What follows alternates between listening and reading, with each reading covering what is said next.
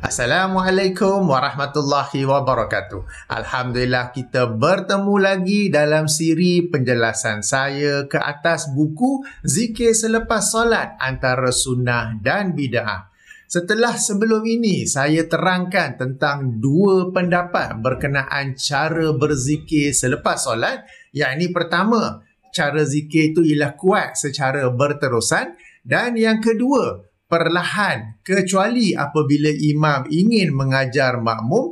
Maka kini saya masuk kepada syarat bagi pelaksanaan kedua-dua cara zikir tersebut. Jadi baik imam dan makmum pilih cara pertama ataupun kedua, kedua-dua ini memiliki satu syarat yang sama, iaitu hendaklah diperhatikan bahawa tiada makmum masbuk. Syarat ini telah saya sebut beberapa kali sebelum ini, tetapi tak mengapa saya tekankan sekali lagi. Syarat ini adalah berdasarkan hadis berikut yang dikeluarkan oleh Imam Abu Daud dalam sunannya, hadis nombor 1135, atau penomboran lain hadis nombor 1332 dengan darjat yang dinilai sahih oleh Syekh Al-Albani.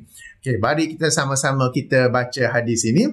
An Abi Sa'idin qala i'tikafa Rasulullah sallallahu alaihi wasallam fil masjid fasami'ahum yajharuna bil qiraati fakashafa sitra. Bermaksud daripada Abu Sa'id Al-Khudri radhiyallahu anhu, Rasulullah sallallahu alaihi wasallam sedang beriktikaf di dalam masjid. Lalu baginda mendengar orang-orang membaca Al-Quran dengan suara yang kuat, yakni jahar ya.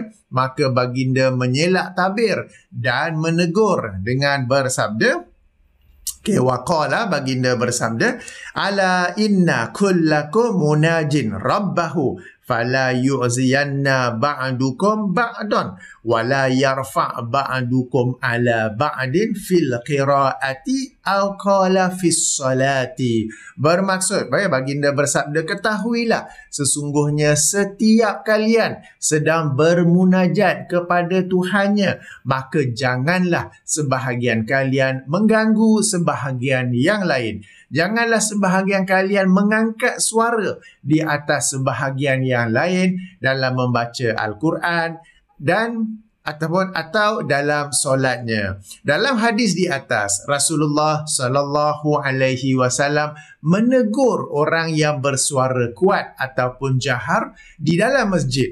Orang yang bersuara kuat ini, mereka bukanlah sembang-sembang, tetapi sedang membaca Al-Quran, sedang beribadah, sedang membuat perkara yang mulia, sedang membuat perkara ibadah yang memang dianjurkan dalam Islam. Namun, bacaan mereka secara kuat sehingga mengganggu orang lain yang turut sedang beribadah di dalam masjid. Baik mungkin sedang solat sunat, mungkin juga sedang membaca Al-Quran, berdoa atau berzikir. Hadis ini bukan sekadar menjadi dalil tidak boleh mengganggu orang yang sedang beribadah, tetapi juga menjadi dalil tidak boleh beribadah sehingga mengganggu orang lain yang beribadah.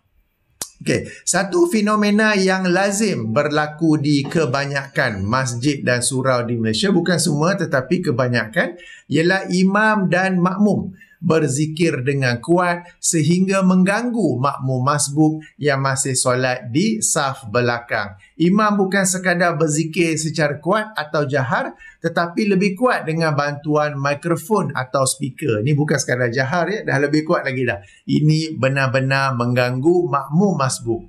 Sesiapa dari kalangan para penonton yang dirahmati Allah yang pernah menjadi makmum masbuk pasti pernah mengalami gangguan seperti ini ya. Oleh itu, jika berpegang kepada pendapat pertama, yang ini zikir itu secara kuat berterusan, maka zikir secara kuat itu hanyalah apabila tiada makmum masbuk atau semua makmum masbuk telah selesai solat mereka. Demikian juga bagi yang berpegang kepada pendapat kedua, imam hanya menguatkan suara bagi mengajar makmum apabila tiada makmum masbuk atau semua makmum masbuk telah selesai solat mereka. Tapi perkara ni macam mana nak apply, macam mana nak dipraktikkan apabila pada masa kini, pada pengamatan saya, kebanyakan imam pun bila dah habis solat, dia tidak berpusing menghadap makmum. Salah satu sunnah Rasulullah sallallahu alaihi wasallam sebagai imam ialah apabila setelah selesai solat, baginda akan berpusing menghadap makmum. Kadang berpusing exactly, setepatnya 180 darjah, kadang berpusing condong ke kanan, kadang berpusing condong ke kiri.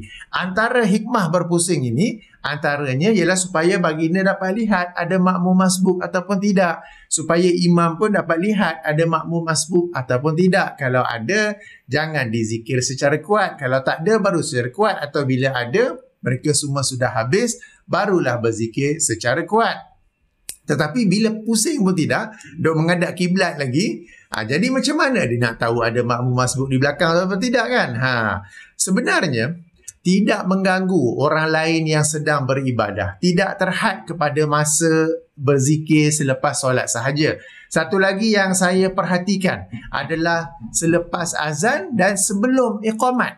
Ada sebahagian jemaah yang tidak solat sunat qobliyah. Atau mereka melaksanakan solat sunat qobliyah namun secara pantas. Kemudian sementara menunggu iqamat, mereka bersembang-sembang sehingga mengganggu jemaah lain yang sedang beribadah. Ini adalah gangguan kerana sebahagian jemaah yang cakna, yang arif, yang tahu tentang sunnah, mengetahui bahawa masa antara azan dan iqamah adalah masa yang dimakbulkan doa. Dalam sebuah hadis yang dikeluarkan oleh Imam At-Tirmizi dalam sunannya, hadis nombor 196 atau penomboran lain hadis nombor 212 dengan darjah yang dinilai hasan sahih oleh Imam At-Tirmizi sendiri. Rasulullah sallallahu alaihi wasallam bersabda, "Ad-du'a'u la yuraddu bainal azani wal iqamati." Bermaksud, doa yang tidak ditolak ialah antara azan dan iqamat. Jadi di kalangan mereka yang cakna, yang tahu, ada yang memanjangkan solat qobliyahnya agar dapat banyak berdoa ketika setiap sujud. Doa dalam sujud memang dianjurkan, tetapi jangan dibataskan kepada sujud terakhir. Setiap sujud tu kita dianjurkan untuk berdoa. Dan satu lagi tempat untuk berdoa dalam solat ialah setelah membaca tasyahud akhir sebelum memberi salam. Jadi ada yang memanjangkan solat sunat qobliyahnya supaya dapat banyak berdoa di dalam solat. Dan ada juga yang berdoa setelah selesai solat. Namun mereka ini diganggu oleh sebahagian lain yang bersembang-sembang pada waktu tersebut. Yang bersembang ni kemungkinan besar tak tahu bahawa itu adalah antara waktu yang dimakbulkan doa. Dia tak tahu, sebab itulah dia sia-siakan waktu tersebut untuk bersembang-sembang. Ada yang gelak ketawa ke apa ke kan. Sangat merugikanlah ya. Sebenarnya, seandainya mereka tidak tahu tentang hadis Abu Sa'id Al-Khudri yang kita baca mula-mula tadi, atau katakanlah memang tak ada hadis tersebut, kenapa seorang Muslim tidak boleh bertimbang rasa kepada seorang Muslim yang lain? Why can't a fellow Muslim be considerate of other Muslims? Kenapa hanya mementingkan diri sendiri? Why are you so selfish? Dan pertimbangan ini bukanlah dituntut di sebarangan tempat. Kita bukan cakap di restoran, kita bukan cakap di gerai tepi jalan, kita bukan cakap di rumah orang lain.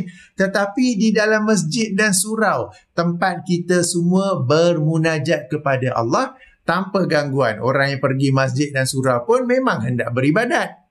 Melainkan ada tujuan lain lah kan. Tapi memang nak beribadat, mereka hendak fokus kepada Allah, mereka hendak bermunajat kepada Allah. Tapi ada orang lain yang hadir, tak tahulah kenapa, yang mengganggu mereka ni. Jadi yang saya nak kata di sini, kalau tak ada hadis pun patutnya ada kesedaran.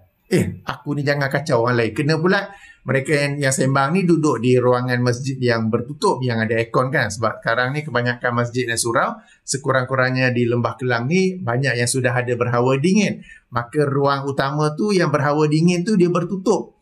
Yang di luar tu macam terbuka lah kan. Jadi bila tertutup, cakap pelan pun jadi kuat ataupun boleh dengar kan. Jadi memang mengganggu lah. Jika tak tahu hadis atau tiada hadis sekalipun, tiada hadis Abu Sa'id Al-Khudri tu kan, seorang imam patut cakna, patut ambil tahu tentang hadirnya makmum masbuk sehingga dia tidak akan berzikir secara kuat selepas solat. Jika tak tahu hadis atau tiada hadis sekalipun, sebahagian jemaah masjid patut cakna kepada sebahagian jemaah yang lain yang sedang beribadah sehingga mereka tidak akan sembang-sembang sehingga mengganggu jemaah tersebut. It is so simple. Why we Muslim tak boleh fikir benda ni sekalipun? Saya kadang hairan.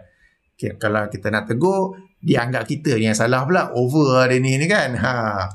Ya, jadi sungguh menyedihkan perkara seperti ini. Sikap pentingkan diri sendiri dan tidak mempertimbangkan orang lain yang beribadah.